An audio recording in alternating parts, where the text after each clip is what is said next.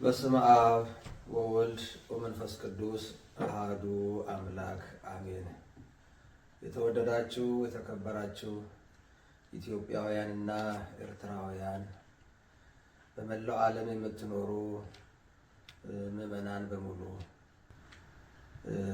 በመጀመሪያ ሰላም እግዚአብሔር ከእናንተ ጋር ይሁን እያል ይህንን የአብይ ጾም የፍቅርና የበረከት ጾም እንዲያደርግልንና ጾማችንን በሰላም በፍቅር በአንድነት አስፈጽሞ ለብርሃነ ትንሣኤው እንዲያደርሰን ከልብ እመኛለሁ።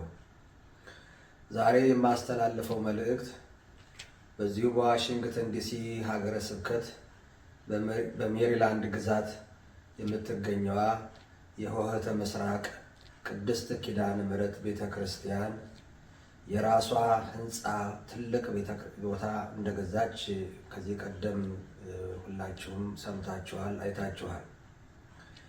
አሁን የሚገለገሉበትም የራሳቸው ህንፃ ቤተክርስቲያን ነው። ነገር ግን ከምዕመናኑ ብዛት የተነሳ ሰፊ ቦታ ስለሚያስፈልግና ልዩ ልዩ መንፈሳዊና ማህበራዊ አገልግሎት የሚፈጸምበትን ቦታ መሆን ስላለበት ካጠገቡ የሚገኘውን ታላቅ ግዙፍ የሆነ ኬማርት የተባለ የገበያ ስፍራ ወደ 14 ኤከር ስፋት ያለው መሬት በ14 ሚሊዮን ዶላር ግዢው ተፈጽሟል። ይህም ማለት ያው እንደ ሀገሩ አሰራር ከባንክ ብድር በማግኘት የህንፃ ቤተክርስቲያን የሚሆነውን ተረክበዋል። ሆኖም ግን ይህንን ወደ ስራ ለመግባት ደግሞ ከህንፃው ግዙፍነት የተነሳ የውስጡን የማከፋፈል ለቤተ ክርስቲያን የሚሆን ለአዳራሽ የሚሆን ለትምህርት ቤት የሚሆን ለተመሳሰሉት ነገሮች የሚያገለግሉትን ከፋፍሎ መልክ ለመስጠት ለማሰራት ከ4 እና ከ5 ሚሊዮን ዶላር በላይ ወጪ የሚጠይቅ ነው።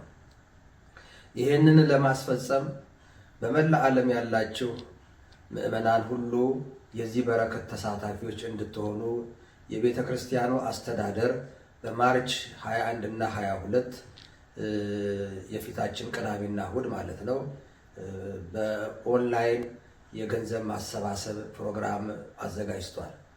ስለዚህ በዚህ በኦንላይን በሚካሄደው የገንዘብ ማሰባሰብ ፕሮግራም ላይ ሁላችሁም አስተዋጽኦ እንድታደርጉ ከድንግል ማርያም ከመቤታችን ረድኤት በረከት ተካፋዮች እንድትሆኑ በራሴና በሀገረ ስብከቱ ስም ጥሬን እያስተላለፍኩ በሀገረ ስብከታችን እንደምታውቁት በርካታ ታላላቅ አብያተ ክርስቲያናት ተገዝተዋል። መልካም የሆነ ስራ እየተሰራ ነው ያለው። ይህን ቤተክርስቲያን ደግሞ የኢትዮጵያ ኦርቶዶክስ ተዋሕዶ ቤተክርስቲያን ሀብት ነው። ህንፃውም የተገዛው በኢትዮጵያ ኦርቶዶክስ ተዋሕዶ ቤተክርስቲያን ስም ነው። ግዢውም በሚከናወንበት ሰዓት እኔ ራሴ የዓይን እማኝ ሆኜ ተገኝቻለሁኝ። ስለዚህ ይሄ ለቀጣዩ ትውልድ የሚተላለፍ የሀገር ቅርስ ስለሆነ ሁላችሁም በዚህ ስራ ውስጥ ተሳታፊዎች እንድትሆኑ ጥሪያችንን እናቀርባለን።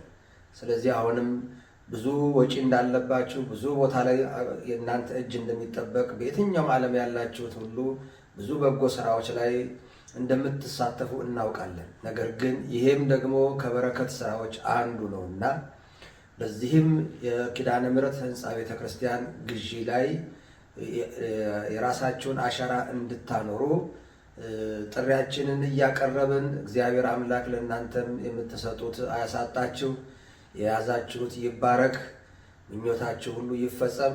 እግዚአብሔር አምላክ ያ ቦታ የሚፈለገው ነገር ተሰርቶ ተከናውኖ በዚያ ደግሞ ለመገልገል እንዲያበቃን የእሱ ቅዱስ ፈቃዱ ይሁንልን።